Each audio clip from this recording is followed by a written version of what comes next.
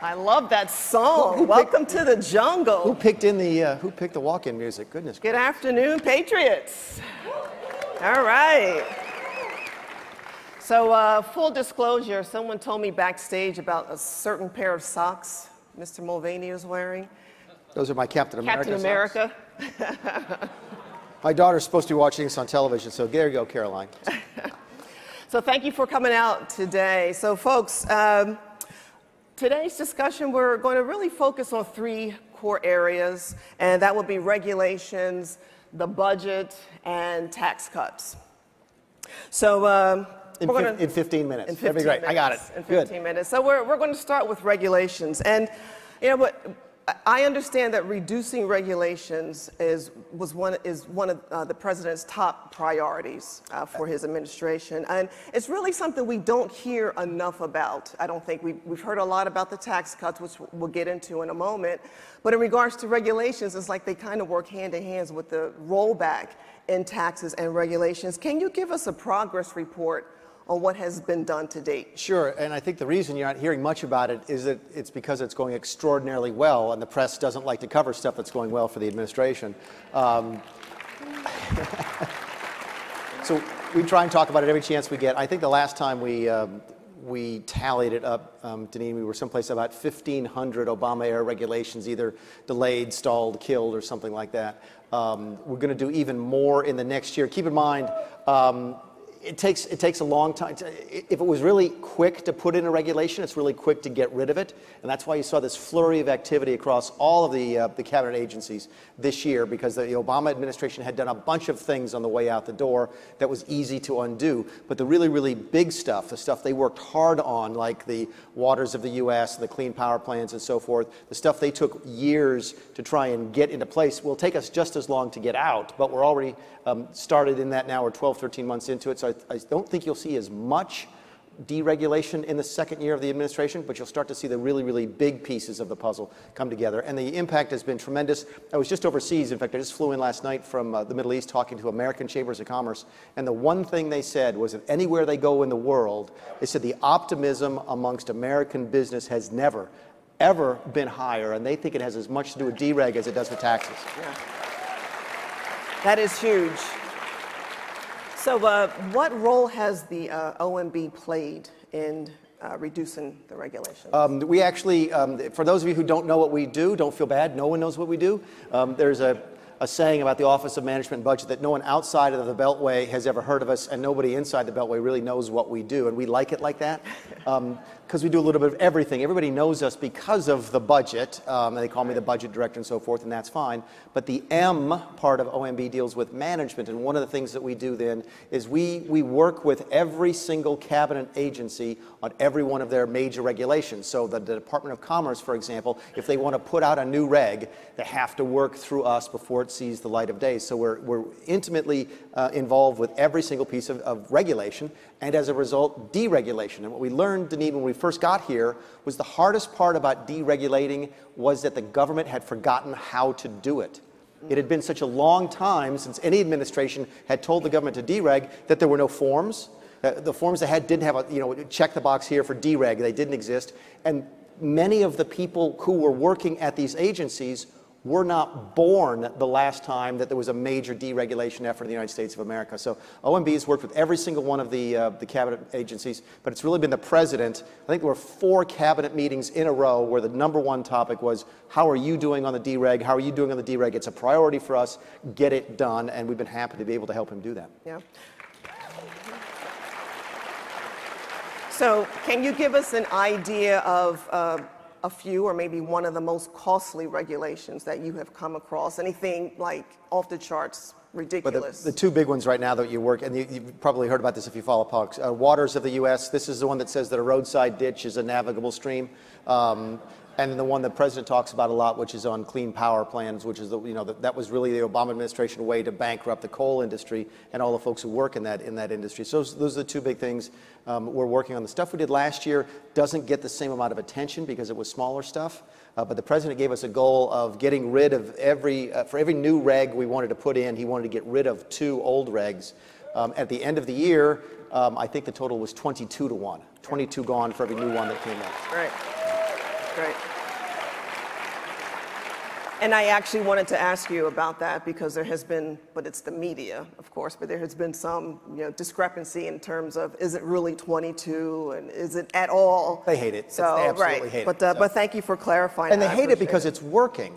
Keep in mind, we saw the economic impact of deregulation before we saw the economic impact of taxes. We'll talk about taxes in a second. Yeah. And I think what the media really hates is the fact that all of this talk about dereg, they told everybody back home that if the president was elected, the air would be dirty, the water would be dirty, you couldn't go outside, and it wouldn't work. And the exact opposite, of course, has been true. It is working, and the media just doesn't deal with that very well. So what is the impact that the reduction in regulations is having on our economy? I could quantify it for you, Danini, if you want to, but I'll give you more anecdotal stuff that we've heard. The president went to South Texas right after the hurricanes and was meeting with folks whose businesses have been destroyed, homes have been destroyed, et cetera. And he came back and told a story about a couple, a middle-aged couple he had met who had lost their home, their car, and their small business. And he was expecting them to be completely distraught. And they were very optimistic. They were actually cheerful because he said, look, Mr. President, we know the work you're doing to get business or get government off of our backs will allow us to get our business back online and we'll be successful again. It's that optimism and that attitude that the government is not there to step on the necks of the people that we regulate anymore. We're there to help people succeed, not prevent them from doing that. Yeah. And that's been the big impact, I think. And will regulations continue to be a priority with this administration? Sure, we'll do some new regulations. Keep in mind, sometimes you have to do a new regulation in order to fix an old one. We've done some of that, but we'll also be continuing the deregulatory agenda. The president still asks us about it. We talk to all the cabinet secretaries about it, so it's going to continue to be a priority. We especially like it because we can do it, most of it, without Congress. Yeah, so. All right. Well, be careful about how much executive authority you want, but all the things that the Obama administration did without Congress, we can undo without Congress, and that means we got a chance to get something done. Right. So let's switch gears and we'll talk about the budget. You've served on both Congress and the executive branch, so you've seen both sides of the spectrum. Now, many conservatives were disappointed over the 2019 budget proposal from the president because of the significant increase in spending. And one thing that seems to be the case is that Democrats and Republicans don't have a problem spending money.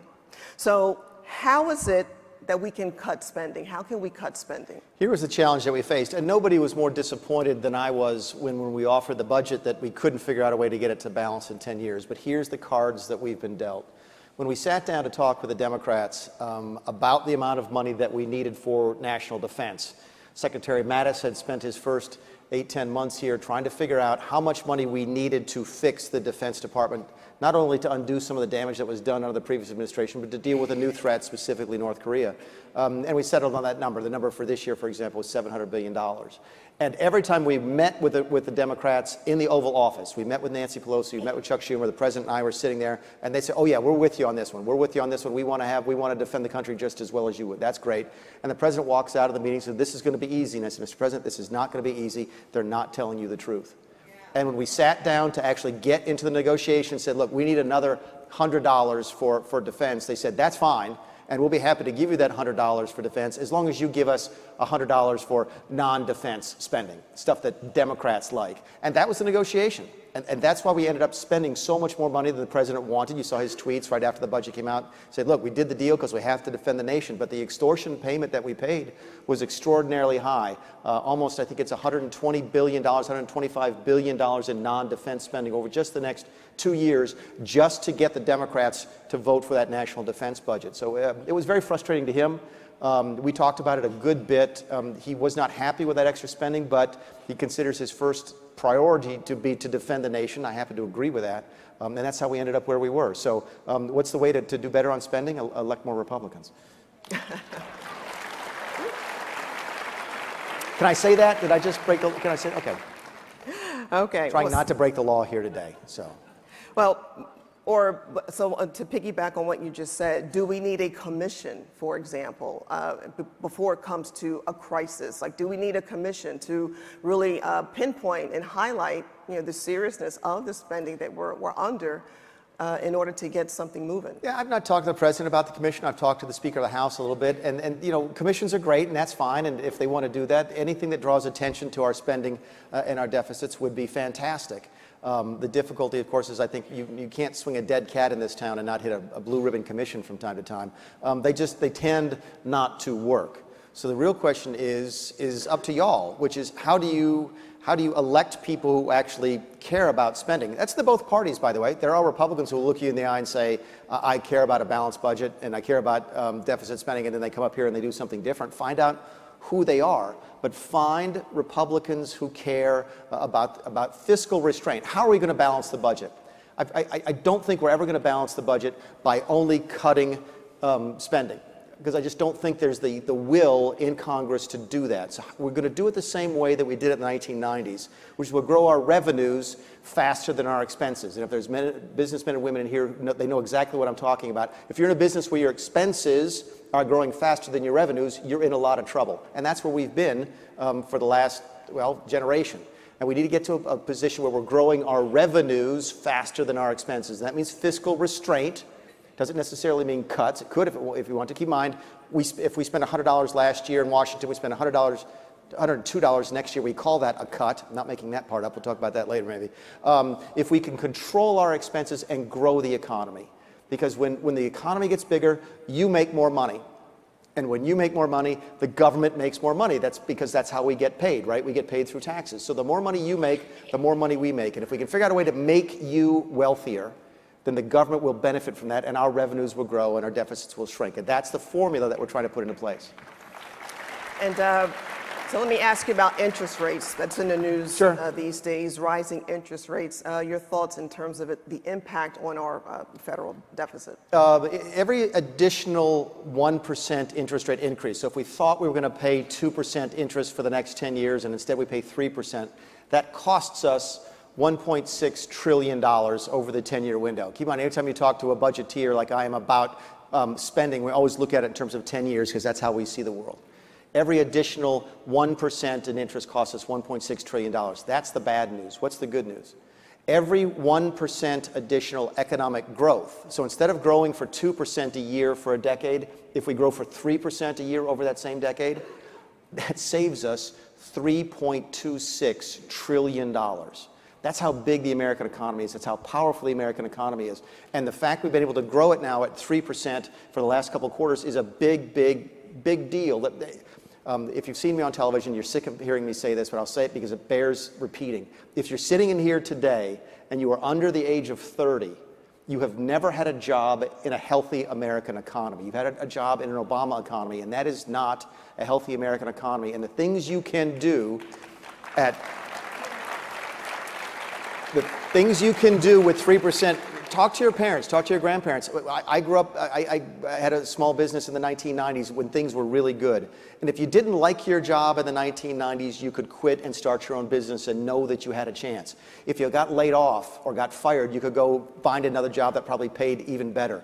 That is what it's like to live in a healthy American economy. It brings a dynamism and a confidence and a creativity that doesn't exist when everybody's worried about whether or not we're going to have a healthy economy. And if we can get back to 3%, which is where I think we're about now, you can see the benefits not only in the deficit, but in places like just whether or not people have a chance to defend themselves, to pay for their families, to save for their future. It's going to be a great opportunity for us to prove to people again how great America can be economically. So we'll switch gears and talk about tax cuts with our remaining time here. Yes. Are you surprised at the number of companies that have responded to the tax cuts with the bonuses and the increase in wages? Okay, I'll tell you folks a secret. Yes, we are. We had no idea. We had no idea it was going to happen that quickly. We knew that the benefits would be there. We believed it. We absolutely did. We just thought it would take a year for it to sort of kick in. And when these businesses started announcing the very next day, $1,000 bonuses, hourly pay raises, all sorts of stock buybacks for their workers, I mean, the benefits for ordinary Americans were instantaneous. And I got to tell you, I wish we had known that, because we would have tried to pitch that as we tried to pitch tax reform. The fact that it happened so quickly, I think, surprised us. And I think what it proved to all of us was what we sort of knew but really hoped for, but we weren't comfortable going forward and saying out loud, which is there was a tremendous pent-up demand for economic growth in this country. People have been beaten down by the government for a long time, and they want to grow, they want to be healthy, and now we've let them go ahead and free them to do that. Yep. And in regards to the 1.5 trillion, that was the part of the budget, with the estimated Trump tax cuts, which would increase, by 1.5 trillion. Yeah. So given the amount expected, because of the bonuses and the increase in wages, repatriation, the money coming back overseas, how will this impact that number? I could do an hour on that. Let me give you the very short answer. Okay, we've already run the numbers at the Office of Management and Budget, and what we saw for sure is that once we changed the tax code, keep in mind, we didn't just reduce taxes. That's actually easy, relatively easy to do. We changed the structure of the American tax system, first time since the 1980s. It is a powerful, powerful tool that we've given the American economy. And what we saw is what we expected is that the revenues actually start to go down a little bit for the first, I think it's 4 years, and then they start to tick up. But in that 10th year, that last year we look at from a budget perspective, the American government, because of a healthy economy, will take in an additional $450 billion in that year alone. That's how this works, is we sit here and say, okay, the deficits will go up for a short period of time, but over the course of that 10 years, and then every year after that, the government will take in more money. That's why we did what we did. It's how the system works. You get richer, the government gets more money. That's the only way we're ever going to get these deficits under control, but we think we've taken some really, really crucial first steps in the first year of the administration. And is there anything the audience here needs to know about that perhaps you have not been able to talk about in the media, or something that we have not addressed here? Anything that you want the folks to know? We're not out to get you anymore. Go out, do what you do your job, start a company, do something, take a chance, be Americans, go out and prove to people that this capitalistic system works. We have been the envy of the world in the past. We still are. We can be even more so in the future. Go out, take a chance, do what you want to do, be successful, and the government will no longer be in your way if you want to do that. All right. Thank you, sir. Thanks, Steve. Thank you, folks. Thanks, y'all.